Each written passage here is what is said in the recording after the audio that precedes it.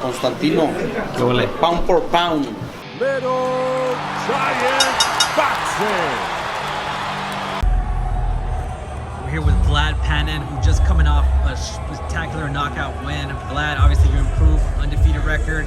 Talk to me about what just went down right now. 15-1, but 16-0 would be nicer. But Okay. Talk to me about what just went down right now. I knew Reggie was tough. I knew he had never been stopped before. His last 2 fights, he went the full 8 rounds. He only had 1 loss, which was a decision loss, and he went all 8 rounds. So I knew he was going to be durable, but I also knew that he had never fought anybody on like my level. So it was a matter of just breaking him down, working the body, banging that liver, and picking the pace up and hitting him with the right shots. And eventually the ref stepped in and we got him out of there. When do you see yourself fighting for a world title, Vlad? Hopefully within the next 2 years. I really want to graduate and step up to the 10-round fights. Get back on TV and get those better opportunities. But I spar a lot of top 10, top 20 guys in the world, like every week. Talk about some of the guys you've sparred, Vlad. Sergei Lipinets, who's fighting tomorrow. Garcia. Canelo, yeah, I sparred Canelo. Man, I'm blanking right now, but there's been a lot of them. Which is the one that stands out to you the most? Obviously Canelo was like really cool because it was an amazing opportunity. How was that experience? I was just able to learn so much just from like the 10 minutes that we sparred. We did like 4-minute rounds. So yeah. How did that feel? Oh man, those 4-minute rounds like feel like forever when you're in there with him because he doesn't have to do a lot, but his awareness and his positioning, and his punch placement, and even how he can get you in certain positions without even punching, you can like feel the pressure of what he could do.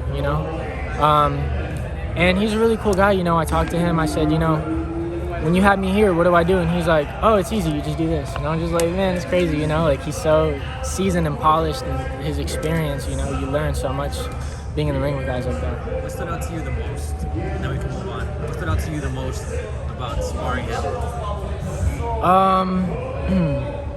Just his composure, how calm he is, and his instinct of like, now I'm boxing, now I'm pressing, and it's like, I see that with like all the best guys like Terrence Crawford, Earl Spence, Lomachenko, Canelo. It's like it can be really slow paced, but it's like when you're ready to go, then they capitalize on it and they end the fight just like that. So I'm starting to have that awareness now of like being a finisher. Yeah.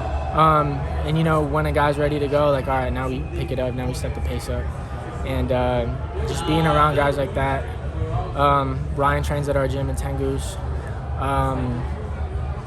A lot of guys, a lot of top guys. Vlad, how hyped are you that very soon you will be fighting in TV? You will be fighting in bigger arenas, bigger venues, bigger everything. I'm excited. I have a new team, and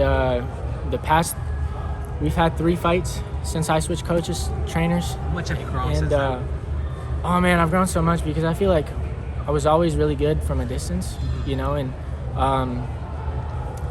in every fight, even the fights that went decision, it was like I almost stopped them, It's like had I done a little bit more, right, the ref would have, or like my pacing was off. Like I was fighting 6-round fights at an 8-round pace. So, it was always a thing where like, oh man, if I had 1 more round, I would have gotten him out of there, But now, fighting the 8-rounders and eventually, hopefully the 10-rounders, that only gives me more time to work and more time to break a guy down. So that paired with the new team, learning new things, being a part of a system where you're doing this for 6 rounds, then you're doing this for 6 rounds, then you're doing this for 6 rounds, and then we go in the ring. It's like so much more work. And Jonathan Wally, my trainer, he's like a disciple of Joe Goosen. Yeah, he's his right-hand man, right?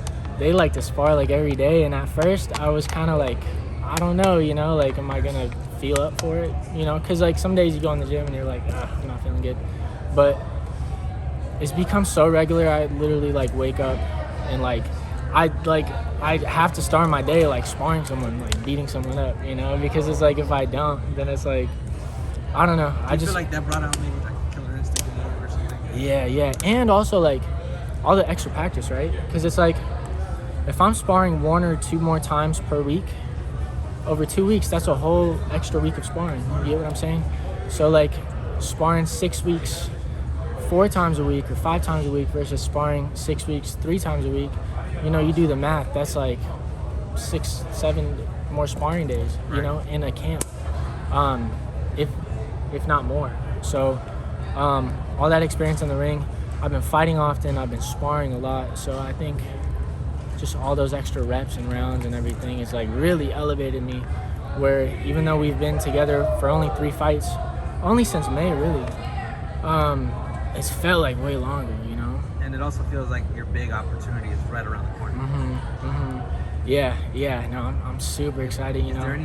Is there any opponents or any people that you're eyeballing, you're like, I'm right there, I'm 1 step away?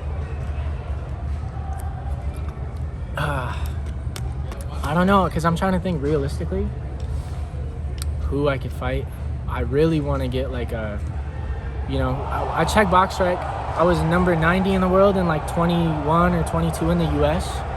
I really want to get a top 50 in the world name, or ideally if I could get like a top 30, top 20 name, because I know I'm just right there, you know? It's just a matter of like getting those opportunities, being on a platform, being on a stage where you can showcase your skills, you know? But with all the guys I've been in the ring with all my regular sparring with world-class guys, like I know where I belong, and I know like what class I'm in, and I think it's just a matter of time and, you know, getting the right names to fight.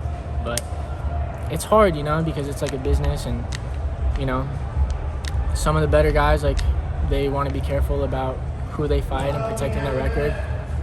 And there's also a financial aspect to it, you know? So it's like the guys I want to fight, their pay grade, they're not going to fight me for $5,000 or $10,000, right? So it's just like I have to get with a promoter or find a way to raise enough money to get like one of those guys in the ring with me, you know? I think keep winning, you'll get there. Joe Booston has good contacts. Yes, sir. And you look good in there, man. You Thank look sharp. you. You look Thank slick. I appreciate it. Thank you. It was really fun watching you fight. And anything you want to get off your chest before I let you go? I know you want to go tear up some tacos. I just want to say for everybody that's watching this, you know, tune into my journey. This is only the beginning. I'm only going to get better and stronger. With every fight, I feel stronger, faster, wiser. And, you know, thank you for tuning in. Thank you for being a part of my growth and, you know, following my career. And the best is yet to come. Yes, sir. Let's go. What can we follow you on Instagram? I'm on Instagram at Superbad Vlad, and I just started TikToking a bunch. And same thing. No, not dances. All right. No, Superbad just Vlad. boxing stuff. Yeah.